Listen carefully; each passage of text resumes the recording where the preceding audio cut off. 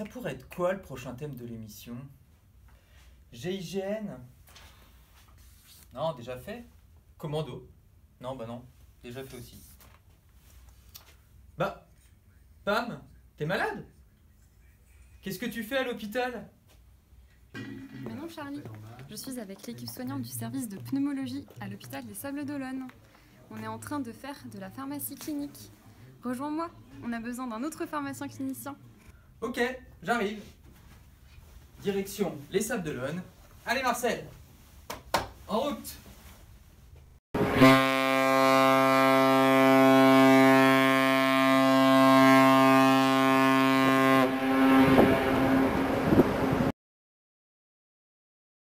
La pharmacie clinique est une discipline de santé centrée sur le patient dont l'exercice a pour objectif d'optimiser la prise en charge thérapeutique à chaque étape du parcours de soins.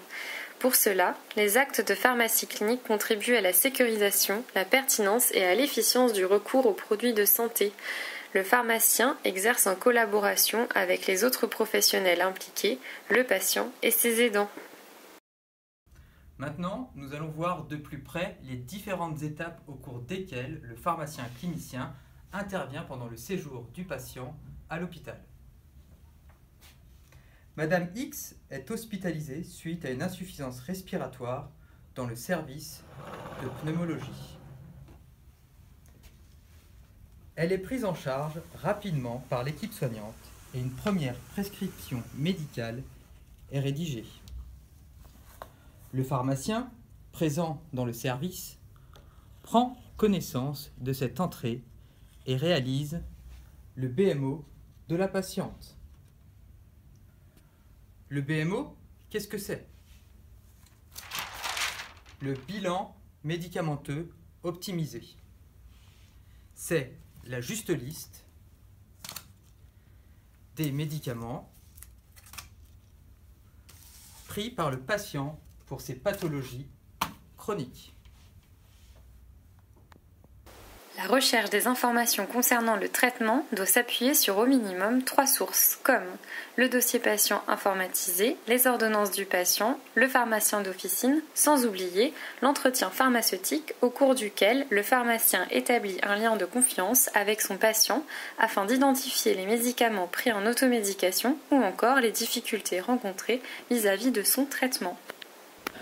D'accord Charlie, c'est super ce BMO. Mais on en fait quoi après ? Une fois le BMO réalisé, le pharmacien l'analyse.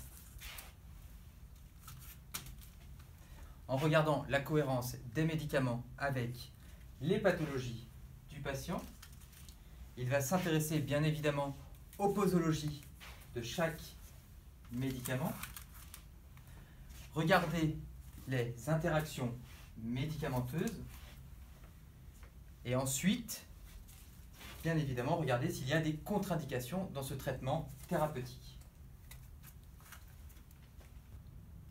L'analyse pharmaceutique du BMO terminée, le pharmacien va pouvoir comparer ce BMO à la première prescription hospitalière.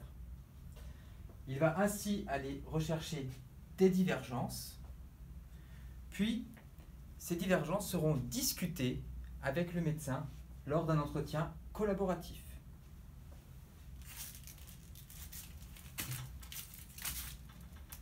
Ces divergences seront soit intentionnelles, qui seront donc en rapport avec la prise en charge thérapeutique du patient à l'hôpital, ou alors non intentionnelles.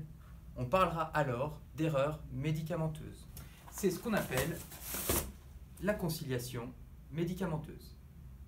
Cette étape est essentielle pour arrêter des erreurs médicamenteuses, source d'événements indésirables potentiellement graves pour le patient.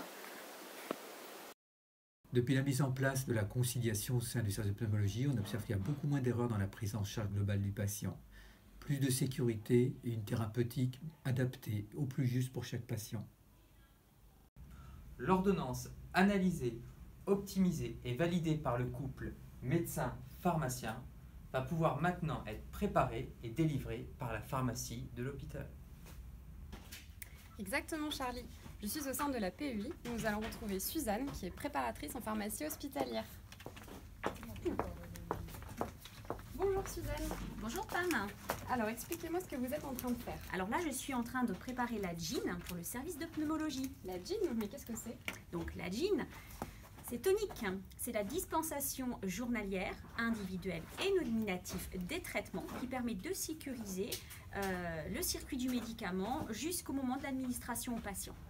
Les piluliers préparés sont délivrés automatiquement dans les services où les infirmières s'occupent de l'administration aux patients.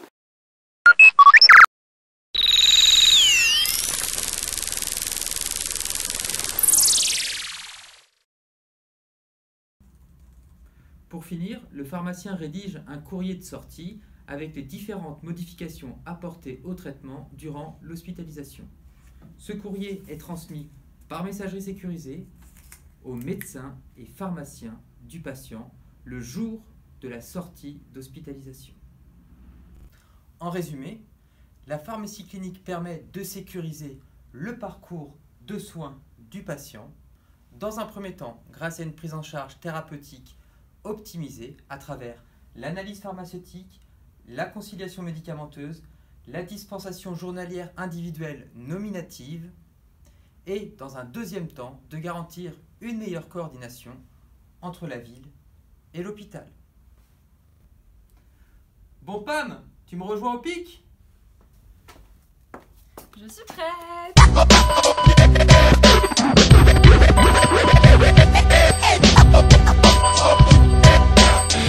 Oh, qui c'est qui a coupé là?